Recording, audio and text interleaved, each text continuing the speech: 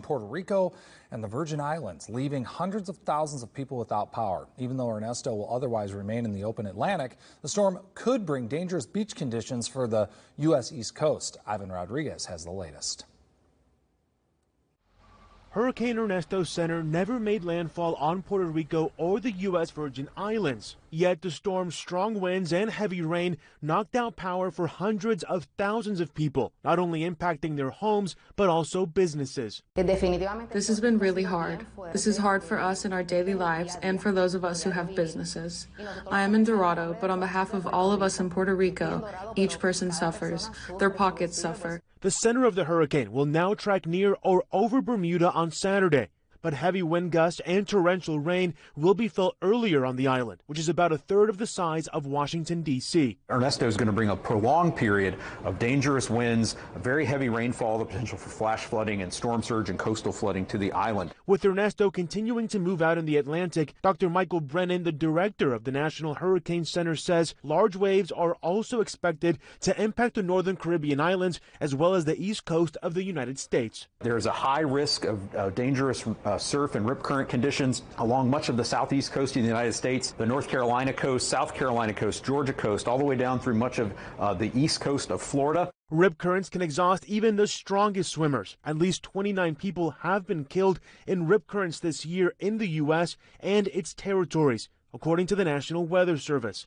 For people heading to the coast this weekend, it's important to pay attention to any warning flags flying on beaches. In Atlanta, I'm Ivan Rodriguez. And depending upon how Hurricane Ernesto is to wobble overnight while we're sleeping, we could actually get a landfall of Ernesto in Bermuda if the eye of the storm is able to pass over the island. Our latest tropical satellite loop would suggest, however, that it looks like it's just going to miss that off to the north and to the east, with some very heavy rain and very strong winds slamming the island tonight. And that's going to continue at least into the first part of the weekend. Now, Ernesto gets out of town pretty quickly by your Saturday afternoon and evening. It'll be much farther to the north. As it does, it'll weaken as well. The latest advisory has it as a strong Category 2 storm of 100 miles an hour or 100 miles per hour by your Sunday morning, weakening to a Category 1 storm. And then as it continues to move off to the north towards Newfoundland as we kick off next week, it'll continue to weaken, eventually becoming an extratropical cyclone. So that's some good news for us, staying well away from the eastern seaboard. But as they had just mentioned, a high rip current risk leading to choppy waters all along the East Coast. So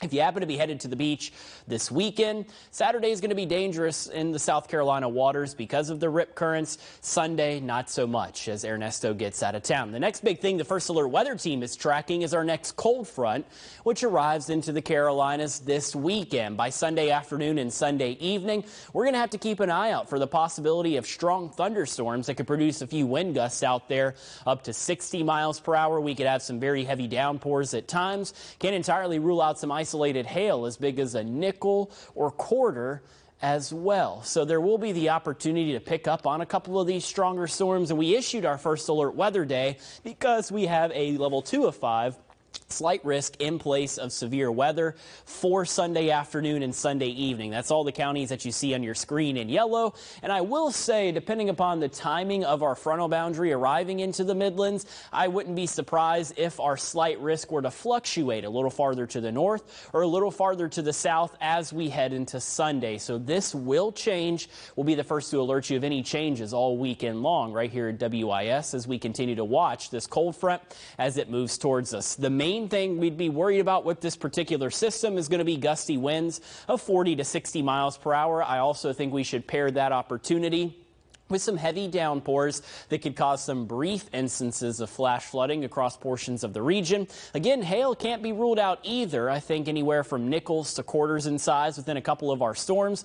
Our tornado chance very low. It is the least of our worries with this system, but it isn't zero. So we still have to respect it, and we'll be watching things closely as our cold front passes through. As far as rainfall totals with this next round of rain that we get from this front as it heads in, I think better opportunities for closer to an inch of rain along the coastline, but for a lot of us here in the Midlands, we get some type of relief that continues to add into the good situation with our new drought monitor that we got on Thursday.